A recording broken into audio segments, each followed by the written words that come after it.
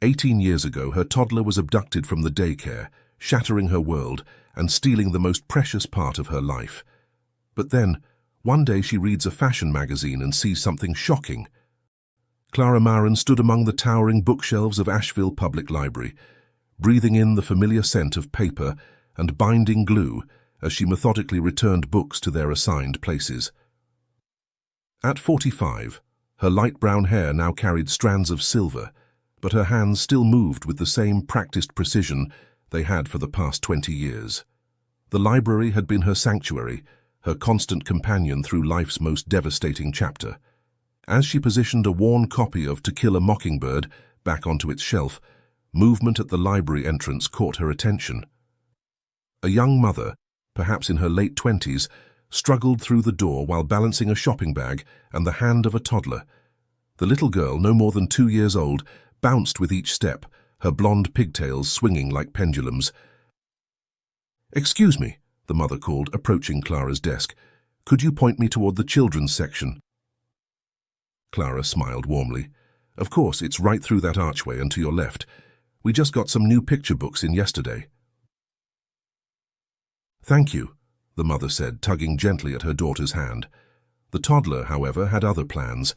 Her tiny fingers reached for a display of colorful bookmarks, sending several fluttering to the floor.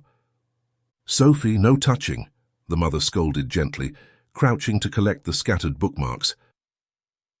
"It's quite all right," Clara laughed, waving away the mother's embarrassed apology. "That's what they're there for, to grab attention." The little girl's eyes widened at Clara, and she offered a toothy grin that caught Clara's heart in a vice grip of memory. That smile, so free, so curious about everything the world had to offer, just like Ella's had been. As the mother and daughter disappeared into the children's section, Clara's practiced smile faltered. 18 years had passed, but moments like these still transported her back to that terrible day with brutal clarity. The call she'd missed while shelving books in the library basement, the 3 voicemails from little Acorn's daycare that went unheard because her phone was tucked away in her purse. The police cars already parked outside when she arrived for pickup, their lights casting ominous red and blue shadows across the playground equipment. "There must be some mistake," she'd told the officer who approached her. "I'm just here to pick up my daughter Ella Maren." The weight of his hand on her shoulder, the gentle way he'd asked her to come inside. The security footage they showed her later that week, a trusted staff member, Maurice Pledger, leading Ella by the hand to the playground gate, checking her surroundings, then quickly bundling the child into a waiting car. For months, the search consumed everything. Clara's marriage couldn't survive the strain. Her husband David moved out before the year was done, unable to bear living in a home filled with reminders of their missing child. But Clara refused to leave Asheville. What if Ella somehow found her way back? What if there was a breakthrough in the case? The police found Maurice's body 2 weeks after the abduction, hanging from a tree in Pisgah National Forest. Suicide, they said. Guilt, they surmised. But no sign of Ella. The case grew colder with each passing year, despite Clara's desperate attempts to keep it alive. Ella's distinctive port wine birthmark, a violet-hued patch around her left eye shaped like a lotus blossom, featured in every missing child report, every news article, every flyer Clara stapled to telephone poles until they disintegrated with age and weather. "Clara?" The voice jolted her back to the present. Sarah, her co-worker, was looking at her with concern. "You okay?" "You've been staring at that shelf for 5 minutes." Clara blinked rapidly. "I'm fine, just remembering." Sarah's expression softened with understanding. After 15 years working together, she knew what those moments of stillness meant. "Why don't you head to the back room? The new deliveries came in this morning. I'll finish up here." Clara nodded gratefully. Sometimes the kindness of others still caught her off guard, even after all these years. In the back room, cardboard boxes were stacked neatly by the receiving desk. Clara pulled a box cutter from the drawer and methodically began opening the first package, her mind settling into the comfort of routine. Inside were the monthly magazine subscriptions, The Atlantic, National Geographic, and several glossy fashion publications that had proven surprisingly popular with their patrons. Clara lifted out the stack, ready to log them into the system, when the top magazine stopped her hand mid-air. Vogue. And on its cover, staring back at her with familiar eyes, was a young woman with a distinctive violet birthmark around her left eye, the exact shape of a lotus blossom. The backdrop was a sunlit farm, the model dressed in an off-the-shoulder red blouse, a patterned scarf tied over her head, and a denim jeans, looking nothing like a typical fashion model. The headline read, "The New Elegance." Clara's knees buckled. She grabbed the edge of the desk to steady herself, her other hand flying to cover her mouth as a sound somewhere between a gasp and a sob escaped her lips. The face was different, mature, the roundness of childhood replaced with defined cheekbones and a strong jawline. But Clara would recognize that birthmark anywhere. She'd traced it with her finger countless times as she'd rocked Ella to sleep. She'd described it to police officers, sketch artists, and anyone else who would listen. After 18 years of dead ends and fading hope, Clara Marin was looking at her daughter. With trembling hands, Clara flipped open the magazine, the crisp pages crackling under her fingertips. The cover shot had captured her attention, but it was the editorial spread inside that made her heart pound against her ribcage like a trapped bird. She found the feature article on page 32, titled, "A Visual Ode to the Hands and Hearts That Keep America Growing." The photographs were stunning, candid shots of farm life across rural America, each image infused with an authenticity rarely seen in high-fashion publications. And there she was again. The young woman Clara believed to be Ella appeared in a full-page photograph, looking over her shoulder at the camera. Unlike the other models in perfectly styled farm attire, this shot had a spontaneous quality. The woman was genuinely working, caught in a moment of pause. The sunlight caught in her light brown hair, illuminating strands of honey gold that Clara recognized from her own mirror. And there, unmistakable even in profile, was the birthmark. Clara's eyes darted to the caption beneath the photo, "Emmy Wells 20 at Kessler Farm in rural Appalachia." Emmy Wells, not Ella Marin, but the age matched. Ella would be 20 now, having been nearly 2 when she disappeared 18 years ago. With a deep breath to steady herself, Clara began reading the interview snippet that accompanied the photographs. "What's your name?" "Emmy Wells, ma. That's a lovely name." "Thanks, my mama says I was born with dirt in my veins. Why don't you wear makeup like your friends?" "Didn't have time. Was hauling hay before you showed up." "Your eyes, there's something rare about them." The rest of the article shifted focus to broader agricultural issues, the economic challenges faced by local farmers competing with imported products, the environmental impact of sustainable farming practices, the revival of traditional agricultural methods among younger generations. But Clara barely registered these details. Her mind was fixed on the young woman with her daughter's birthmark, her daughter's age, and something in her expression that reminded Clara so much of David, that quiet determination, that graceful strength. At the end of the article, Clara found what she needed. Photography by Lila Dalton. She glanced at the clock on the wall, 2:15 p.m. Pulling out her cell phone, Clara quickly searched for Detective Gary Holden's number. He'd been the lead investigator on Ella's case all those years ago, and although they'd fallen out of contact over the last few years, she still had his number saved. The call went straight to voicemail. Gary's recorded voice asked her to leave a message, but Clara hung up instead. This wasn't something to explain over voicemail. The magazine in her hands felt too important, too urgent to wait. Decision made, Clara gathered her purse and the magazine, then rushed to the front desk where Sarah was helping an elderly patron. "Sarah, I need to leave now." Clara's voice was strained, her eyes wide with barely contained emotion. Sarah took one look at Clara's face, then at the magazine clutched in her white-knuckled grip. "What's happened?" Clara flipped the magazine to show the cover.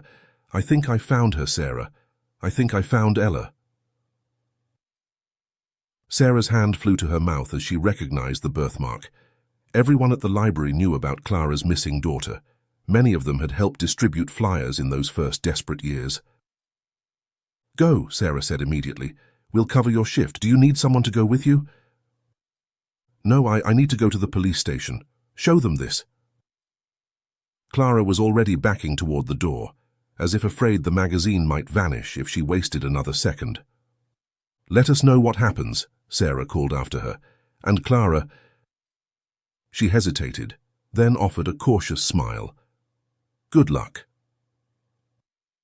Other staff members looked up from their tasks, catching on to the commotion. Marty from reference approached, followed by Diane from circulation. When they saw the magazine, a flurry of supportive comments and hopeful wishes followed Clara as she made her way to the exit. In the parking lot, Clara slid behind the wheel of her aging Honda Civic, the magazine placed carefully on the passenger seat beside her. For a moment she simply sat there, hands gripping the steering wheel, forcing herself to breathe. 18 years of false leads and disappointments had taught her to guard her hope carefully. But the birthmark, that distinctive marking, couldn't be a coincidence. It was too unique, too perfectly matched to Ella's. Clara arrived at the police station. She entered and met with the police officer at the front desk. She made her query, showing the magazine, and asked if Detective Gary Holden was here. The police said yes and asked her to wait. Then they led her inside to meet the detective. Detective Gary Holden had aged considerably since Clara had last seen him. His hair had gone completely grey, and deep lines marked his face, but his eyes were as kind and determined as she remembered. He'd been a young detective when Ella disappeared. It had been one of his first major cases, and Clara knew he'd never truly let it go. Clara, he said, rising from his desk, it's been a while. I found something, she said without preamble, setting the magazine on his desk. I think I found Ella. Clara showed him the magazine and said she found a lead. They compared the photo with Ella's childhood pictures, and the lotus-shaped birthmark looked identical. The detective quickly contacted the fashion magazine agency and asked about their recent publication and the photographer Lila Dalton. The detective put the call on speaker so Clara could listen as well. The magazine agency told the police they visited remote farms in rural Appalachia and other old traditional American places for this month's edition. Lila Dalton spontaneously photographed farmer families in everyday, non-professional settings.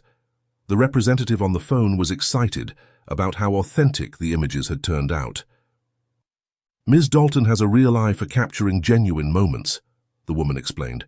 The spread has been getting wonderful feedback. I'm sure it has, Detective Gary said. We're actually calling about one specific photograph, the young woman on the cover, Emmy Wells. Oh yes, she was quite a find. Not a professional model at all, just a farm girl with the most interesting birthmark. Makes her look quite mysterious, doesn't it? Clara pressed her hand to her mouth, fighting back tears as the woman casually discussed her daughter's distinctive mark. The detective requested the specific location where they took the photograph of Emmy Wells. They said it was at the Kessler farm. The owners of the farm were John and Miriam Kessler. The representative said there's no specific point on the map, but they gave them another farm's name and location, saying that Kessler Farm was about 10 miles north of it. This is enough to reopen the investigation, he said carefully after the phone call ended. I'll put together a team to visit the Kessler Farm immediately. Clara stood up, determination etched on her face. I'm going with them. Gary hesitated. Clara, in cases like this... I'm going, Gary, she interrupted, her voice leaving no room for argument. I've waited 18 years. I'm not waiting another day. This is as close as we've ever gotten. After a moment, Gary nodded. I understand, but I need to make some arrangements first. I have a court appearance scheduled for later today that I can't miss. Clara's face fell. You're not coming. I can't, he said apologetically, but I'll send my best officers and I'll join you tomorrow. The important thing is to establish if this Emmy Wells is your Ella, and if so, how she ended up at the Kessler farm. Clara nodded reluctantly. When can we leave? I'll have a team ready in 30 minutes. 2 officers will accompany you to the farm. Gary paused, placing a hand on her shoulder. Clara, I need you to prepare yourself. Even if this young woman is Ella, she's been living another life for 18 years. She may not remember you. Clara swallowed hard. I know, but she's my daughter. That's all that matters right now. As promised, within half an hour, Clara found herself being introduced to Officers Bennett and Martinez, who would be accompanying her to the Kessler farm. "I'd like to follow in my own car," Clara told them. "I have some of Ella's childhood belongings in the trunk. Things I've kept, just in case." The officers exchanged glances, but agreed to her request. As Clara walked toward the parking lot, her heart hammered with equal parts hope and fear. After nearly 2 decades of emptiness, she was finally on the path to finding her daughter. A daughter who might not even know she was lost. The convoy of 2 vehicles, Clara's Honda Civic trailing the marked police cruiser, wound its way out of Asheville and into the countryside, the paved highways narrowing into winding roads through dense forests and rolling hills over the 2-hour drive. Gripping the wheel tightly, Clara followed closely, each passing mile fueling the storm inside her, hope that she was about to see her daughter again, and terror that Emmy Wells might look at her as a stranger. The afternoon sun hung high in the clear autumn sky when the GPS finally announced they were approaching their destination. The police car slowed, turning onto a gravel driveway marked by a weathered wooden sign, "Kessler Farm Established, 1962." The property was impressive, a sprawling farmhouse with a wide front porch surrounded by well-maintained barns and outbuildings. Fields of crops stretched into the distance, and a small orchard occupied the hillside behind the house. This was no struggling family farm, but a prosperous agricultural operation. As Clara parked behind the police cruiser, a middle-aged couple emerged from the farmhouse. The man was tall and broad-shouldered, with a weather-beaten face that spoke of decades working outdoors.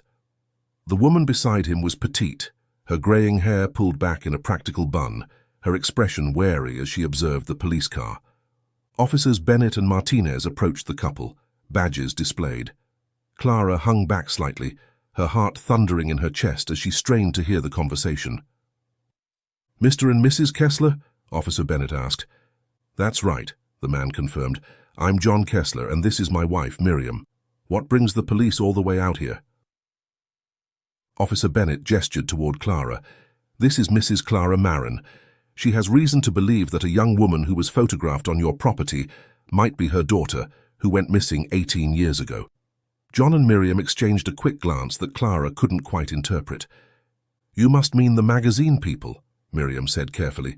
"They were here a few weeks ago, taking pictures for some fashion spread." "We're looking for a young woman named Emmy Wells," Officer Martinez clarified. "According to the magazine, she was working here when they did their photo shoot." John Kessler shook his head slowly. "Emmy doesn't work for us permanently. She was just helping out that day. We rotate workers weekly from other farms in the area. Labor sharing, you know." Clara stepped forward, unable to contain herself any longer. "My daughter had a distinctive birthmark around her left eye," she said, her voice surprisingly steady as she pulled out a childhood photograph of Ella. "Just like the young woman in these photographs. My daughter was taken from her daycare when she was almost 2 years old." Miriam's face softened with what appeared to be genuine sympathy. "I'm so sorry about your daughter, Mrs. Marin. I can't imagine what you've been through." She studied the photograph Clara held out. "The birthmark is similar, I'll grant you that, but Emmy just happened to be working here that day. After the photo shoot, we haven't seen her again." "Do you know where we might find her?" Officer Bennett asked. John scratched his beard thoughtfully. "She came from Rowan's farm, I believe. He's the one who sends us day workers when we need extra hands." "Rowan," Clara repeated. "Do you have his full name and address?" John shook his head. "Just Rowan." "It's a family arrangement. Been that way since my father's time. I've got his number, though." He pulled a small notebook from his pocket and tore out a page, scribbling a number on it. "Don't know where his place is exactly. Never been there myself. Somewhere up in the mountains, I hear. Pretty isolated." Officer Martinez accepted the paper. "Thank you, Mr. Kessler. Would you mind if we take a look around your property, just to be thorough?" The Kesslers hesitated, exchanging another of those unreadable glances. "Well, I suppose that would be all right," John finally agreed, though his tone suggested reluctance. Not sure what you expect to find, but you're welcome to look. Thank you, Officer Bennett said. Mrs. Marin, would you like to wait here while we check the premises? Clara nodded, not trusting herself to speak. As the officers moved toward the barn, she found herself studying the Kesslers. There was something in their manner that didn't quite sit right with her. A careful precision to their words, a tension in their postures that seemed at odds with their cooperative attitudes. Miriam noticed her scrutiny and offered a tight smile. Would you like some water or tea, Mrs. Marin? It's a long drive from Asheville. No, thank you, Clara replied, then hesitated before adding, when Emmy was here, did she mention anything about her family, her childhood? Not really, Miriam said. She was quiet, kept to herself mostly. Good worker, though, very diligent. John nodded in agreement. Farm kids usually are, raised with a strong work ethic. 20 minutes later, the officers returned, their expressions neutral. Thank you for your cooperation, Mr. and Mrs. Kessler, Officer Martinez said. Everything seems to be in order. The group returned to the vehicles where Officer Bennett made a call to the station, relaying the phone number for Rowan and requesting any information they could find on him. Clara listened as Bennett explained the situation, then waited as the dispatcher ran the number through their database. After several minutes, Bennett ended the call with a frown. Nothing, he informed Clara and his partner. The number doesn't appear in any of our systems, and there's no cellular service registered to it in any of the surrounding counties. If this Rowan lives as remotely as the Kesslers suggest, he might be outside regular coverage areas. What does that mean? Clara asked, her heart sinking. How do we find him? We'll try calling the number directly, Martinez suggested, dialing on his phone. After several moments, he shook his head. No connection. Either the number is incorrect or he's somewhere with no service. Clara glanced at her watch. It was nearly 4 in the afternoon. The autumn days were growing shorter, and darkness would fall within a couple of hours. What now? She asked, fighting to keep the desperation from her voice. Bennett sighed. Without a specific location, we can't just drive aimlessly into the mountains looking for this farm. I think our best option is to return to Asheville, gather more resources, and start fresh in the morning. Detective Holden will be available tomorrow, and he might have some additional ideas or contacts. Clara wanted to protest, to insist they continue searching, but the pragmatic part of her knew they were right. Without a clear direction, they could waste hours driving through remote mountain roads and still find nothing. All right, she agreed reluctantly, but I'm not going all the way back to Asheville tonight. I'll find somewhere local to stay, a motel or something. That way we can start early tomorrow. The officers nodded in understanding. That's reasonable, Martinez said. We'll report back to the station and coordinate with Detective Holden for tomorrow morning. As they parted ways, Clara sat in her car for a long moment, staring at the Kessler farmhouse in her rearview mirror. Something about John and Miriam's carefully measured responses nagged at her. They had been polite, sympathetic even, but there was a guardedness about them that seemed out of place for people with nothing to hide. With a deep breath, Clara started her engine. She was closer to finding Ella than she'd been in 18 years. One more night wouldn't break her, not after all this time. The fading afternoon light cast long shadows across the rural landscape as Clara drove away from the Kessler farm. Her mind raced with unanswered questions, her emotions oscillating between hope and frustration. After driving for about 20 minutes, she spotted a modest roadside establishment with a flickering neon sign, Pine Ridge Motel, vacancy. The motel was a single-story building with perhaps a dozen rooms. Clara parked in front of the office and stepped out, stretching her stiff limbs after the long day of driving. Inside, a middle-aged woman with bottle-red hair and reading glasses perched on her nose looked up from a dog-eared paperback. "Help you?" she asked, setting her book aside. "I need a room for the night," Clara replied. "Just one person." $29 includes cable TV and hot water, the woman said, pushing a registration card across the desk. "I'm Dottie, by the way. I own the place." Clara filled out the form and handed over her cash. As Dottie processed the payment, Clara noticed a flyer on the bulletin board advertising local attractions. One image caught her eye, a rustic building with strings of lights illuminating a wooden deck. "What's that place?" she asked, pointing to the flyer. Dottie glanced over. "Oh, that's Miller's Tavern. Popular spot around here, just across the road, actually." She nodded toward the window, where Clara could see a larger building on the opposite side of the highway. "They've got good food, live music sometimes. Tonight's their comedy night, I think. Always draws a crowd." Clara accepted her room key, her mind already forming a plan. "Does it get busy?" "With locals, I mean." "Sure does, especially on event nights. Farmers, tradespeople, all the folks from around these parts gather there.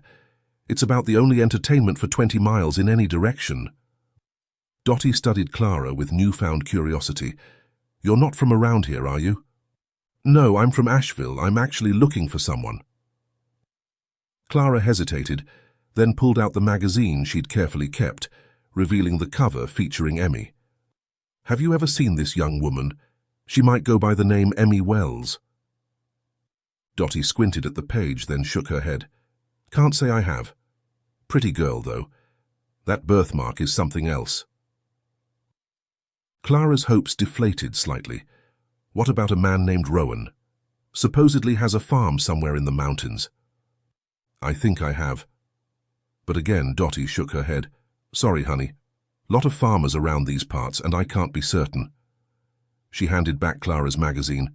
"But like I said, the tavern gets all the locals. If you're looking for information, that's your best bet." "Thank you," Clara said, pocketing her phone. "I'll try there tonight." "Room 8, Dottie said, handing over a key attached to a plastic tag. "End of the row next to the ice machine. Checkout's at 11 tomorrow." Clara thanked her again and retreated to her room. After a quick shower to rinse off the day's tension, she waited until the event's start time before heading to the tavern. If local insight could lead her to the elusive Rowan, and possibly to Emmy, she couldn't risk missing the chance. Miller's Tavern was exactly as Clara had imagined a rural country establishment would be. Wooden walls adorned with vintage farming equipment and taxidermy, mismatched tables and chairs scattered throughout the space, and a long bar stretching along one wall. The air was thick with the smell of fried food, beer, and the faint trace of cigarette smoke that had seeped into the wood over decades. Despite it being a weeknight, the place was bustling. A small stage at the far end of the room featured a young man with a beard and flannel shirt, delivering punchlines to an appreciative audience. Laughter rippled through the crowd as Clara made her way to the bar. She found an empty stool and settled in, scanning the room. Most patrons were focused on the comedy show, though some gathered around the large wooden tables at the back, engaged in their own conversations. At the bar itself, a few solitary drinkers nursed their beverages, seemingly regulars based on their comfortable demeanor. "What can I get you?" a voice asked. Clara turned to find a bartender looking at her expectantly. He was young, early 20s perhaps, with dark hair pulled back in a small ponytail, and the kind of easy smile that suggested he genuinely enjoyed his work. "Just a club soda, please," Clara replied. The bartender nodded, filling a glass with ice and soda water. As he placed it before her, he tilted his head curiously. "First time at Miller's?" he asked. Clara nodded. "Is it that obvious?" He chuckled. "Small town, I know most faces that come through that door." He extended his hand.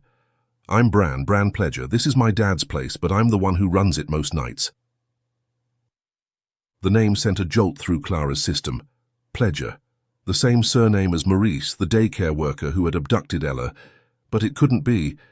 Pledger wasn't an uncommon name, and this young man would have been a child himself when Ella disappeared.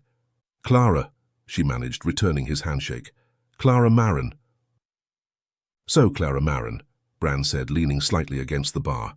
"What brings you to our little corner of nowhere? We don't get many tourists this time of year." Clara took a sip of her club soda, gathering her thoughts. "I'm looking for someone, actually." "Oh," Bran raised an eyebrow. "Anyone I might know?" Clara hesitated, then decided on honesty. "My daughter. She was taken from her daycare 18 years ago when she was almost 2. The words still caught in her throat, even after all this time. I never found her. Bran's easy smile faded, replaced by genuine concern. I'm sorry to hear that. That's awful. I think I might have a lead, Clara said, reaching instinctively for the magazine before realizing it wasn't in her bag. Oh, my bad. This brain's getting old.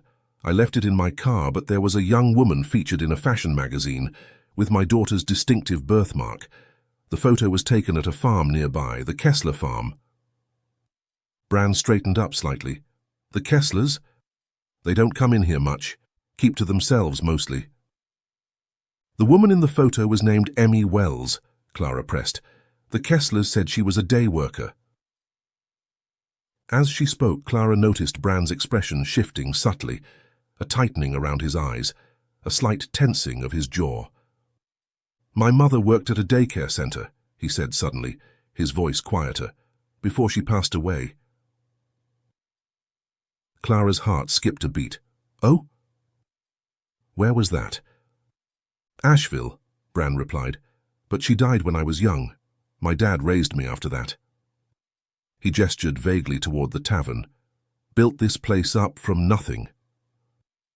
A chill ran down Clara's spine. What were the odds of such a coincidence? Your mother, she began carefully.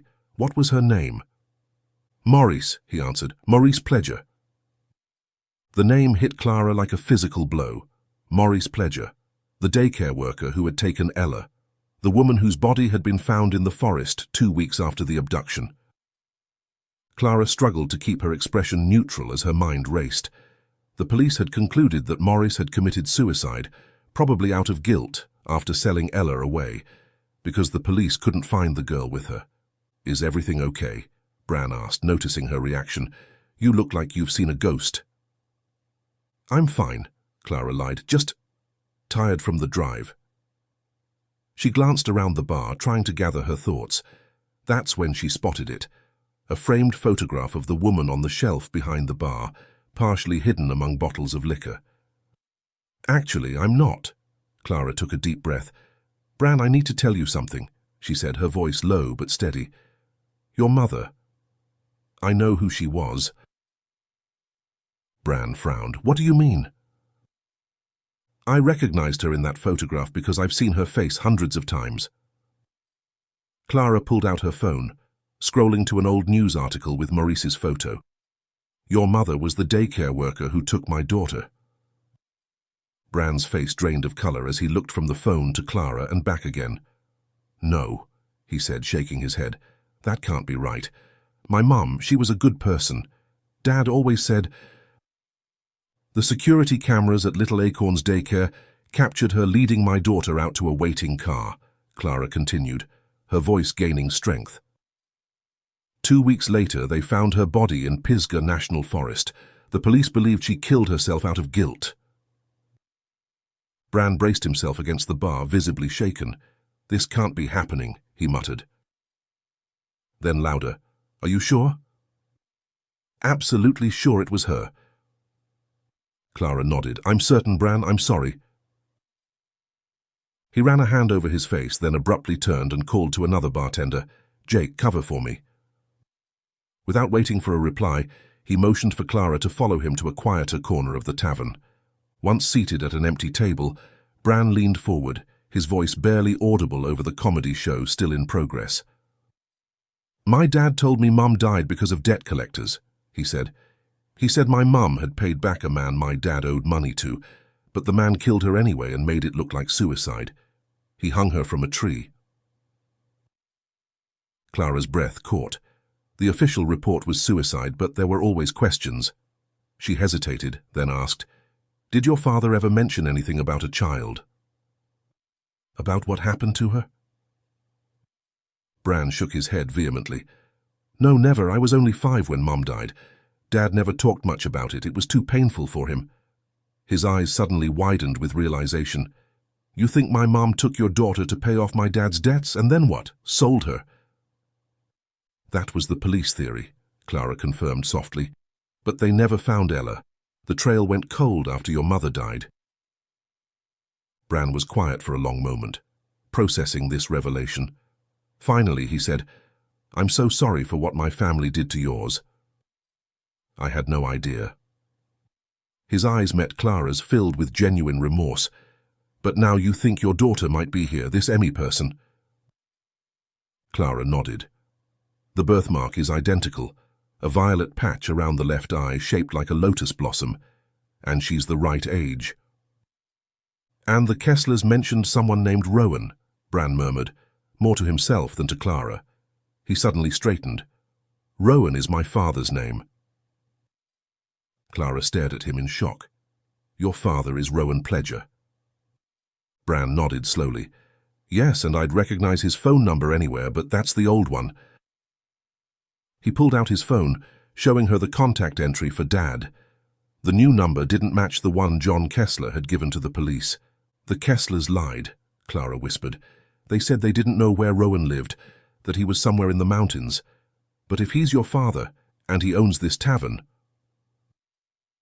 "He doesn't live at the tavern," Bran explained. "He has a place about 20 minutes from here. A small farm, nothing like the Kesslers' operation, but enough to grow some crops and raise a few animals." He paused, a conflicted expression crossing his face. "I don't see him much these days, not since—" "Since what?" Clara prompted gently. Bran sighed heavily. "Since I found out about his gambling problems. The tavern does well now, but Dad still has issues. I've been trying to keep my distance, focus on running this place right." He met Clara's gaze with newfound determination. "But I think it's time I paid him a visit, and I think you should come with me." Clara felt a surge of hope mixed with apprehension. "You'd do that?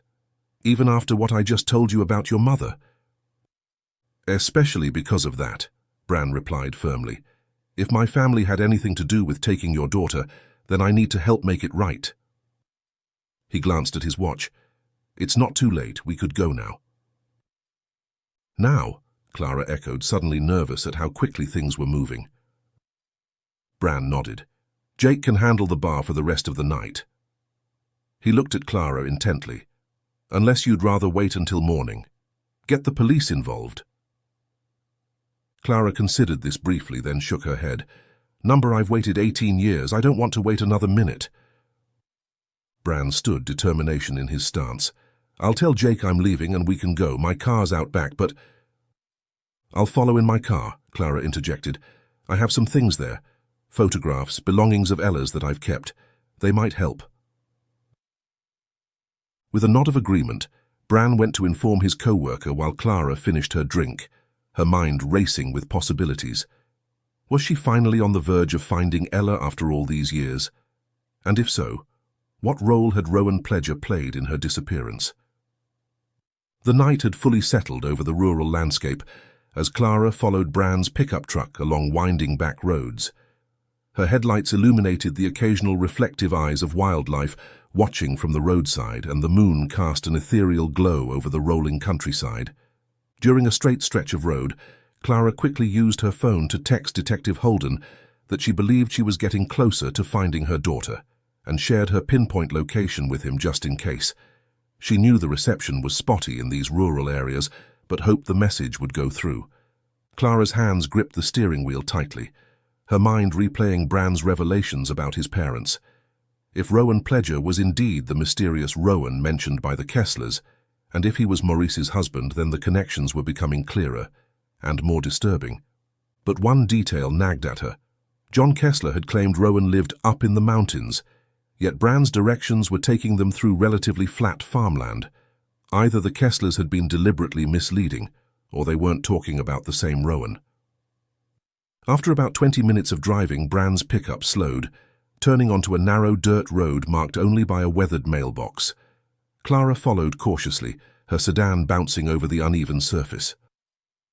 Before they reached the house, Clara noticed a vehicle.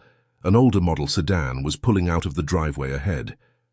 Bran must have noticed as well, and that vehicle must be Rowan's, because Bran's pickup had trailed behind it, putting a distance between Clara's and the sedan. The roads became progressively narrower, the landscape more densely wooded. Clara drove more slowly than Rowan's car, unfamiliar with the terrain and concerned about damaging her vehicle on the rough roads. Bran, however, seemed determined not to lose sight of his father's car. Finally, after what seemed like an eternity, but was probably only 10 minutes, the car ahead turned into a clearing. As Clara followed Bran's truck into the open space, she saw a small farmhouse and several outbuildings. The property was modest compared to the Kesslers' operation, but well maintained, with a small vegetable garden visible in the moonlight and a fenced pasture where a few goats were visible. Rowan's car was parked haphazardly near the house, its driver's door still open. Bran pulled up beside it, and Clara parked a short distance away.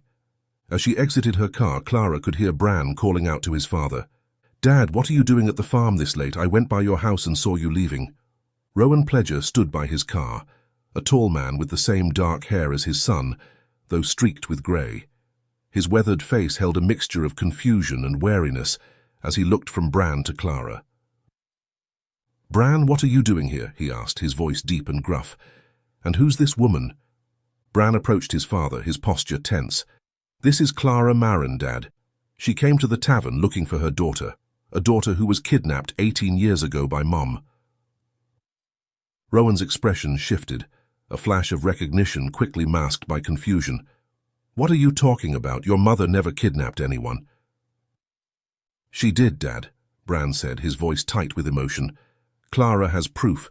Security camera footage from the daycare where Mom worked. She took Clara's daughter, a little girl named Ella." Rowan's eyes darted to Clara, then back to his son.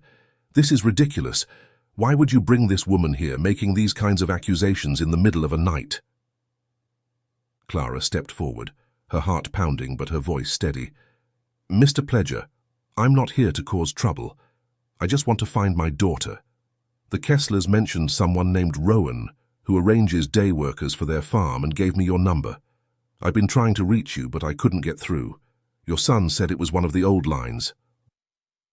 A subtle shift occurred in Rowan's demeanor at the mention of the Kesslers. His shoulders tensed, and his expression hardened. "Those rich idiots," he muttered, almost to himself. Then louder, "Look, I don't know what the Kesslers told you, but—" Before he could finish, the front door of the farmhouse opened, and a young woman stepped onto the porch. "Rowan," she called out, "what's going on out there? Why didn't you come inside?" The voice belonged to a young woman Clara couldn't quite make out in the darkness, but her silhouette was unmistakable, tall and slender, with hair that fell past her shoulders. Clara's heart skipped a beat. Could it be? But Rowan quickly moved to intercept any view of the porch. "Nothing to worry about," he called back. "Just some unexpected visitors. Go back inside, I'll be there in a minute." The figure hesitated but remained on the porch, clearly curious about the late-night commotion. "Is that Emmy?" Clara asked, her voice barely above a whisper. "Emmy Wells?" Rowan's face darkened. "You need to leave, both of you, now." Bran stepped closer to his father. "Dad, what's going on? Who is that woman? And why are Mom and Dad sending people to you about day workers?" The standoff might have continued, but the young woman on the porch apparently decided to investigate for herself. She descended the steps and walked toward the group, her features gradually becoming visible in the combined glow of the porch light and the vehicle's headlights. "What's happening?" she asked, looking between the three adults with confusion. And that's when Clara saw it. The distinctive violet birthmark around the young woman's left eye, shaped exactly like a lotus blossom, exactly like Ella's. "Oh my God," Clara breathed, her legs suddenly unsteady. The young woman, Emmy, looked at Clara with a mixture of curiosity and caution. "Who are you?" Clara took a hesitant step forward, every fiber of her being wanting to rush to the young woman and embrace her. But she restrained herself, recognizing the wariness in Emmy's expression. "My name is Clara Marin," she said gently. I believe you might be my daughter." Emmy stared at Clara, her expression morphing from confusion to disbelief. "What? That's impossible. My parents are John and Miriam Kessler." Rowan stepped between them, his weathered face tight with tension. "Now hold on. This woman has no proof of anything. She's making wild accusations." Bran moved closer to Emmy, studying her face with newfound attention. "The birthmark," he murmured. "It's exactly as Clara described." Emmy self-consciously touched the violet mark around her left eye. "What about my birthmark?" Clara slowly reached into her purse and withdrew her phone. With trembling fingers, she pulled up a photo album and turned the screen toward Emmy. "This is my daughter, Ella. She was taken from her daycare when she was almost 2 years old, 18 years ago." Emmy reluctantly looked at the screen, her eyes widening at the series of photos showing a toddler with an identical birthmark. "This doesn't make sense," she said, her voice barely audible. "I grew up on the farm. I've always lived with John and Miriam." Rowan made a dismissive sound. "This is ridiculous. Emmy, go back inside. I need to speak with these people alone." Emmy ignored him, her attention fixed on Clara's phone as she swiped through more childhood photos.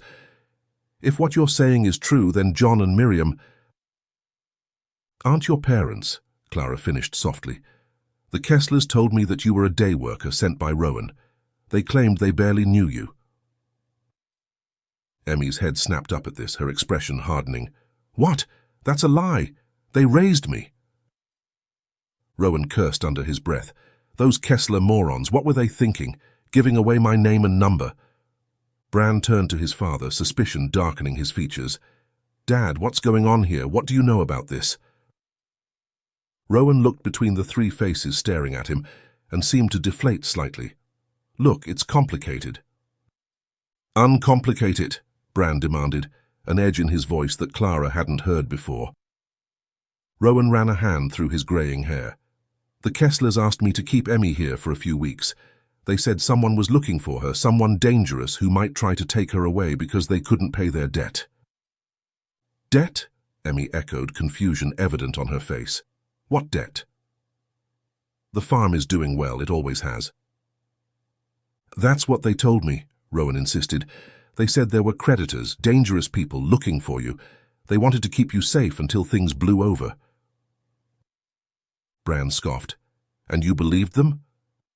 After what happened with Mom?" "What about his mum?" Emmy asked, looking increasingly distressed by the unfolding revelations. Clara stepped forward cautiously. "Bran's mother, Maurice Pledger, worked at Little Acorns Daycare in Asheville. She's the one who took my daughter, who took you, 18 years ago." "You would have been too young to remember anything before," Clara explained gently. "You weren't even 2 years old when you disappeared." "But why?" Emmy asked, her voice breaking slightly. "Why would someone take me from my family?" Bran looked at his father accusingly. "Dad had gambling debts. The police believed Mum took Ella to pay them off. Then those creditors killed Mum and made it look like suicide." Emmy leaned against the porch railing, visibly shaken. "So if I'm really this Ella person, how did I end up with John and Miriam?" "Your parents have always wanted children," Rowan explained reluctantly. "They couldn't have their own. They'd been trying to adopt for years, but were always rejected because of John's past. He had some legal troubles when he was younger, so they found another way." "They bought me?" Emmy asked, her voice hollow with disbelief. Rowan nodded slowly. "From the same people who killed Maurice, yes. Those creditors weren't just loan sharks. They were involved in more lucrative enterprises." Emmy wrapped her arms around herself, as if suddenly cold despite the mild evening. "So everything I thought I knew about myself is a lie?" "This is insane," Emmy said, anger rising in her voice. "Everyone is lying about everything." Before the night could get any deeper, the sound of sirens cut through the night, distant but approaching rapidly. "Someone called the police," Rowan said, panic rising in his voice. "Number, this can't be. If the Kessler knew about this, or those traffickers, if they suspected police involvement, they would send people after me." "No more running," Emmy said firmly. "No more lies." She pulled out her cell phone, showing the screen.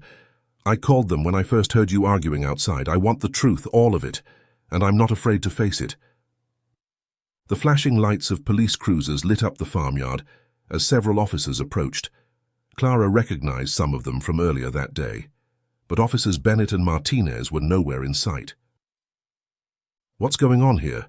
asked an officer, his hand resting cautiously on his holster as he assessed the situation.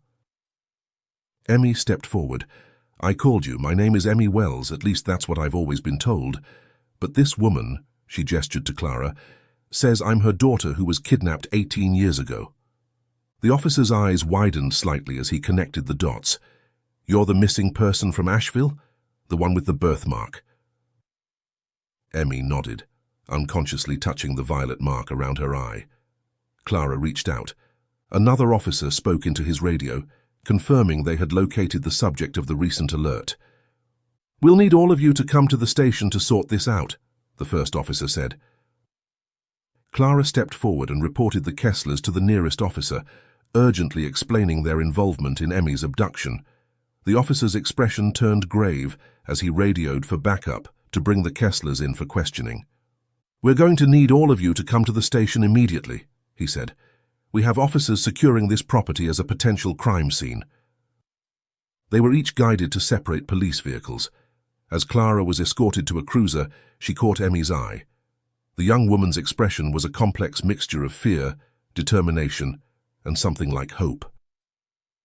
At the station, Clara was led to an interview room, a small, sparse space with a table, 3 chairs, and a conspicuous camera mounted in one corner. An officer offered her water and informed her that Detective Holden from Asheville had been contacted and was en route. "He asked us to tell you he's about an hour away," the officer added. "In the meantime, we'd like to take your statement about what happened tonight." Clara recounted everything, finding the magazine, visiting the Kessler farm, meeting Bran at the tavern, and finally confronting Rowan at his property.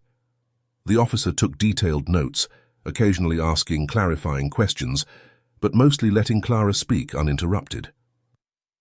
When she had finished, the officer thanked her and left her alone with her thoughts. Time crept by slowly, the institutional clock on the wall marking each minute with a soft click that seemed to echo in the quiet room. After what felt like hours but was probably only 45 minutes, the door opened again. A different officer entered, his expression more formal than the previous one. "Mrs. Marin, I wanted to update you on the situation," he said, taking a seat across from her. "We've been interviewing the Kesslers and Mr. Pledger separately. Based on the preliminary information gathered, we believe there is substantial evidence supporting your claim that Emmy Wells is indeed your biological daughter, Ella Marin." Clara's heart leapt at these words, but the officer continued before she could respond. "The Kesslers have admitted to purchasing an infant from a third party 18 years ago. They claim they were desperate for a child and were approached by intermediaries who said they could provide one for the right price." "And they never questioned where the child came from?" Clara asked, unable to keep the bitterness from her voice. "They claim they were told the child was being given up by a mother who couldn't care for her," the officer explained, "but they've admitted they suspected the circumstances were not legitimate, which is why they isolated Ella on their farm and discouraged her from forming outside connections." Clara shook her head in disbelief. "They stole her entire life, her identity." "They will be facing charges," the officer confirmed. "As for Rowan Pledger, he's cooperating by providing information about the trafficking network his wife was involved with. While he was apparently part of it, we're still verifying the extent of his involvement. His cooperation could potentially reduce his sentence, but he will still face serious charges for his role in these operations." "What about Maurice Pledger's death?" Clara asked. "All these years it was ruled a suicide, but if what Rowan says is true—" "We're reopening that investigation based on Mr. Pledger's statement," the officer confirmed. "He claims the same criminal organization murdered his wife when they feared she might talk to authorities after the abduction gained significant media attention." Clara nodded slowly, processing this information. "And Emmy, what happens now?" The officer's expression softened slightly. "She's an adult, Mrs. Marin.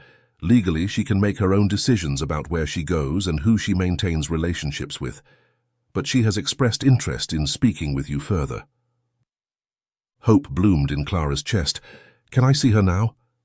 "She's still being interviewed, but afterward, yes." The officer stood, adjusting his uniform. "Detective Holden should be arriving shortly. He's been briefed on the developments and will take over the case from here. As the officer reached the door, Clara called after him, "Officer, thank you for everything." He nodded once, then left her alone again with her thoughts and the steadily ticking clock. Clara sat in the small waiting area of the police station, a paper cup of lukewarm coffee held between her hands, more for comfort than consumption. The institutional lighting cast harsh shadows across the worn furniture, but Clara barely noticed her surroundings. Her eyes remained fixed on the hallway door, waiting for Ella, to emerge. When the door finally opened, Clara's breath caught in her throat. Emmy stood in the doorway, her posture straight despite the obvious exhaustion in her features. She hesitated for a moment, then walked toward Clara, taking the seat beside her. For a long moment neither spoke. The silence between them was filled with 18 years of absence, of lives lived apart, of experiences never shared. Finally, Emmy broke the silence. "I never thought I'd be in a police station at midnight discovering my entire life has been a lie." Despite the gravity of her words, there was a surprising steadiness in her voice. "I never thought I'd find you," Clara replied softly. "After all these years, I'd started to believe I never would." Emmy turned to face her, studying Clara's features with careful attention. "They're charging John and Miriam with kidnapping, falsification of documents, and obstruction of justice."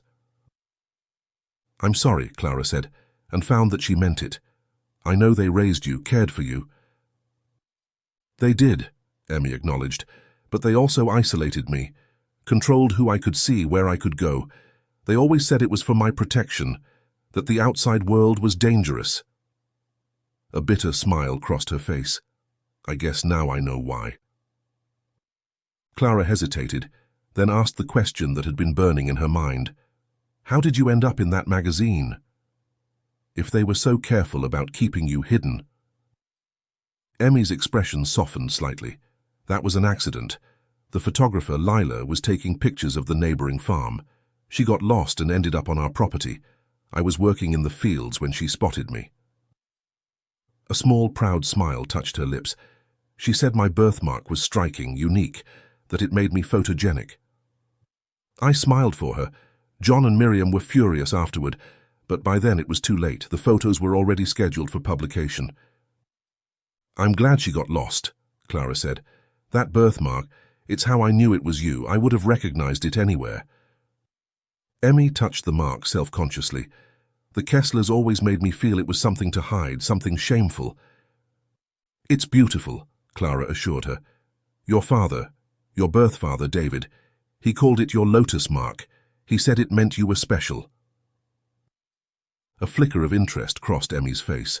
"My father, is he—" "He's alive," Clara said. "We divorced a few years after you disappeared. The loss was too much for our marriage to bear. He remarried and moved to Colorado. We haven't spoken in years, but I know he'd want to meet you if you're interested." Emmy nodded slowly, absorbing this information. "All my life I've felt different, out of place somehow.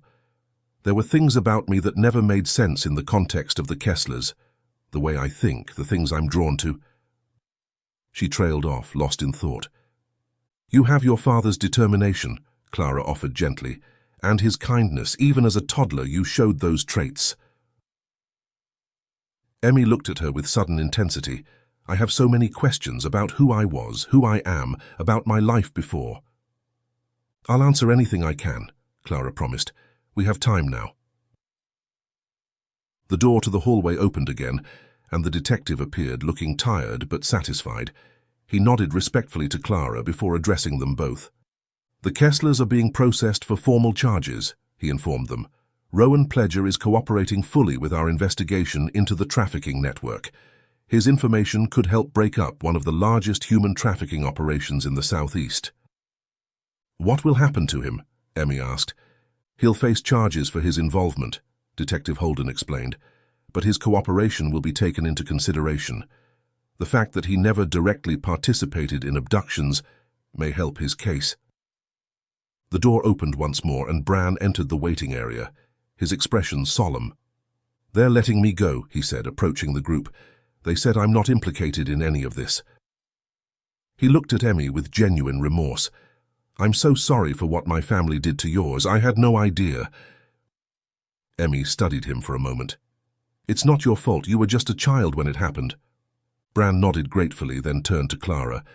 "It's strange to think that if I hadn't been working at the tavern tonight, you might never have made the connection." "Maybe it wasn't just chance," Clara suggested. "Maybe some things are meant to find a way." The detective cleared his throat. "We'll need both of you back tomorrow for additional statements. Detective Holden will be here too tomorrow, but you're free to go for now. Emmy, do you have somewhere you can stay tonight?" Emmy glanced at Clara, uncertainty in her eyes. I don't want to go back to the farm, not yet. Not until I process all of this." "You could stay with me in the motel if you want," Clara offered tentatively. "We can order another room." As they prepared to leave the station, the Kesslers were being led through the waiting area in handcuffs. Emmy stiffened at the sight of them, and John and Miriam both looked up, their faces etched with shame and regret. As the officers led the Kesslers away to processing, Bran approached Emmy once more. "It's strange," he said quietly. "Both of our lives were shaped by what happened 18 years ago, and neither of us knew it until today." In that moment, something shifted in Emmy's expression, a tentative acceptance, perhaps even the first fragile thread of trust. Clara squeezed her daughter's hand gently. "We have time now to figure it all out piece by piece." She asked her permission to embrace her, and when Emmy opened her arm, Clara embraced not only her daughter but who she had become, no longer her little girl Ella, but Emmy, a strong, independent spirit who had somehow found her way back against impossible odds. Whatever challenges lay ahead, they would face them together, rediscovering what was lost and building something new in its place. The theatre of life had given them a second act neither had dared to imagine, one filled with the promise of healing, understanding, and a bond that even 18 years of separation couldn't sever completely.